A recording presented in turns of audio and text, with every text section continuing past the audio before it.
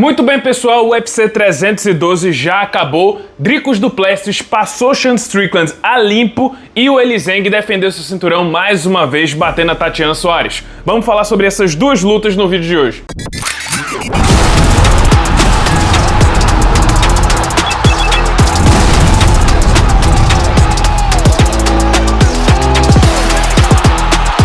Primeiro de tudo, pessoal, quero esclarecer uma coisa. Por que não teve live ontem durante o UFC 312? Acontece que eu tive uns problemas de saúde, passei um pouco mal ontem, então não estava na minha melhor forma para poder gravar uma live de 3 horas, 2 horas. Então, peço perdão, realmente não deu para fazer. É por isso, inclusive, também que o vídeo tá saindo um pouquinho depois, atrasou um pouquinho para sair os vídeos. E segunda coisa que eu queria falar é que vocês reclamam, maldição do Carlos, ele não sei o quê. Ele apostou no Dricus, então vou apostar no Strickland e na Tatiana Suarez. Pois é, pessoal, pois é. Vocês estão vendo, né? Esse cenário tá mudando. Mas vamos lá, pessoal, o que é que eu tinha dito para vocês que poderia acontecer nessa segunda luta entre Dricus du Plessis e Sean Strickland? Eu falei que depois da primeira luta, que foi muito acirrada, os dois tentariam trazer um resultado mais efetivo. Assim, não deixar tanta dúvida na cabeça dos juízes. Trazer uma performance, assim, mais clara. Vencer a luta de fato. Só que ao mesmo tempo eu também falei que aquele que tinha mais margem de aprendizado para evoluir depois da primeira luta era o Dricus du Plessis, já que o Sean Strickland sempre faz o mesmo jogo. Mais uma vez, assim como eu falei no vídeo de palpite, não tô dizendo que o estilo de luta do Sean Strickland é ruim, muito pelo contrário. Se o cara foi campeão mundial da maior organização de MMA do mundo, é porque, no mínimo, o estilo dele é bom, funciona. Mas não há como negar que não tem muita inovação. É um feijão com arroz que ele usa em todas as lutas e raramente traz alguma mudança. Aquela guarda fechada, a Philly Shell adaptada pro MMA, um tip, que é mais ou menos um jab de perna que ele costuma usar, e volume, pouquíssima efetividade nos golpes, é sempre aqueles toquezinhos assim. E o problema desse estilo do Strickland, principalmente quando tá enfrentando um cara que tem poder nas mãos, que bate pesado, é que o primeiro critério para pontuar o vencedor de um round no MMA é justamente a efetividade. Efetividade vem antes de volume. Então não adianta o Strickland acertar 2 jabs que o Dricus nem sente e o Dricus du Plessis acertar um cruzadão que bota a cabeça dele para trás. Então o que o Dricus percebeu desde a primeira luta é que ele só precisava ter o golpe mais forte no final. Se ele fosse um pouco mais efetivo do que o Strickland, ele já conseguia roubar aquele round, porque o ritmo e o jogo do Strickland vai ser sempre o mesmo. Tá lá os dois trocando golpes, o Strickland mandou a combinação de 4 socos, o Dricus também manda, só que no final ele manda um cruzado mais potente. Ele já saiu vencedor dessa incursão. E foi basicamente isso que ele fez na luta inteira. O Dricus focou nos golpes mais potentes, na efetividade, enquanto o Strickland fez a mesma coisa que ele faz em todas as lutas. Novamente eu disse que o estilo do Dricus du Plessis é justamente o pior estilo possível para o Sean Strickland enfrentar. Strickland se sai muito bem quando enfrenta um adversário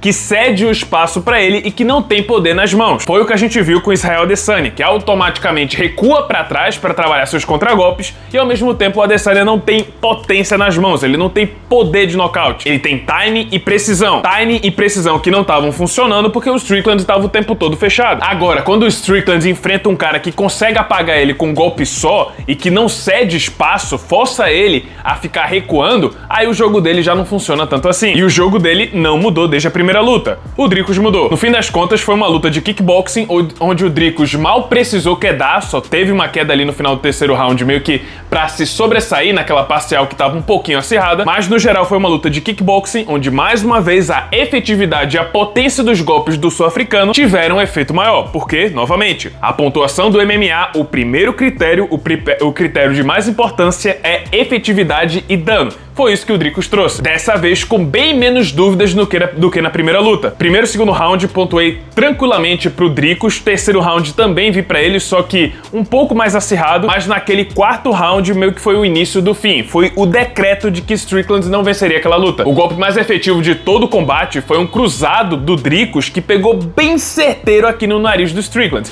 Quebrou o nariz dele. Foi um golpe tão forte que machucou tanto o americano que a gente viu ele recuando, literalmente correndo pra pra tentar ajeitar o nariz. Particularmente, eu não lembro de ter visto o Strickland nessa situação. Entre rounds, parece que ele conseguiu dar um jeito, botou o nariz no lugar, mas o estrago já estava feito. Desde aquele golpe no nariz, o Strickland ativou a marcha ré, deu espaço completamente pro Dricus partir pra cima, e assim, quarto e quinto round foram claros do sul-africano. Na minha pontuação foi um 5-0, podendo ser um 4-1, dependendo de como você enxergou aquele terceiro round. Mas a verdade foi uma vitória muito mais clara do que na primeira luta. E encerra de vez essa rivalidade. Dificilmente a gente vai ver uma trilogia entre Dricus du Plessis e Sean Strickland. E sim, pessoal, Dricus du Plessis segue soberano na categoria dos médios. Ele é o primeiro campeão desde o primeiro reinado do Israel Adesanya que consegue defender o cinturão. Não só isso, mas olha só a sequência que o cara tá. Ele bateu Robert Whittaker, Israel Adesanya e Sean Strickland 2 vezes.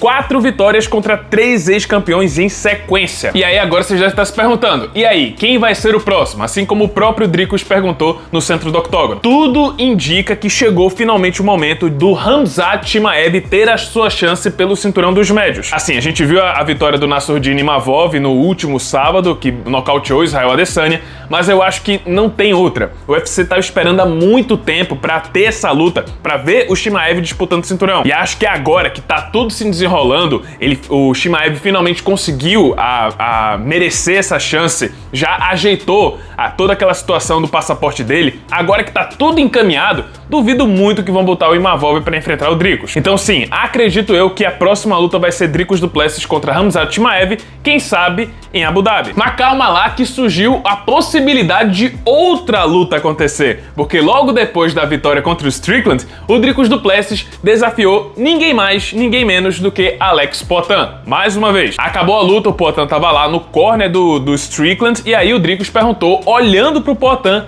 e aí, quem é o próximo? Poatan depois enquadrou o Dricus lá nos bastidores e perguntou, e aí, vamos fazer acontecer? E o Dricus falou que luta nos 93 quilos, claro, visando um segundo cinturão. Assim, eu acho, como eu falei, eu acho que o foco do UFC agora é fazer Chimaev e Dricus. Depois pode ser que faça um Dricus e Poatan. Pra falar a verdade, eu quero fazer um vídeo isolado comentando sobre essa possível luta, mas por enquanto eu acho que ela não vai acontecer. Pelo menos essa é a minha visão. Pra fechar, pessoal, o Weili Zhang contra Tatiana Suarez. O que a gente viu ali foi muita gente se deixando levar pela emoção, porque simplesmente eu não via sentido em colocar, beleza, apesar de invicta, eu não via sentido em colocar a Tatiana Suarez, que não luta desde 2023, como favorita contra o Weili Zhang, que é talvez a campeã mais dominante do MMA feminino atualmente. E sinceramente eu esperava até um pouco mais, porque depois do primeiro round que a Tatiana Suarez conseguiu quedar, ficou por cima até com certa facilidade, depois disso o tanque de combustível dela parece que furou. Perdeu muita explosão, perdeu muito gás, com o passar dos rounds até nas investidas de queda, até na luta agarrada, a Weili Zhang estava levando a melhor, e acho que isso pode ser um reflexo do tempo que ela passou parada, do tempo que ela passou lesionada, e também vale lembrar que ela teve câncer, então isso aí deve ter atrapalhado em alguma coisa. Weili Zhang então segue soberana na categoria dos palhas, uma das maiores lutadoras de todos os tempos, acho que tá entrando no top 5, e acho que agora chegou a hora da gente discutir uma possível subida de categoria. O MMA feminino, como eu falei, tá muito morto, muito morno, tá precisando de lutas atrativas, e eu acho que chegou o momento de fazer o Weili Zhang contra a Valentina Shevchenko. Se a Valentina já não tem pretensão de subir de categoria para tentar um segundo cinturão, então por que não recepciona outra campeã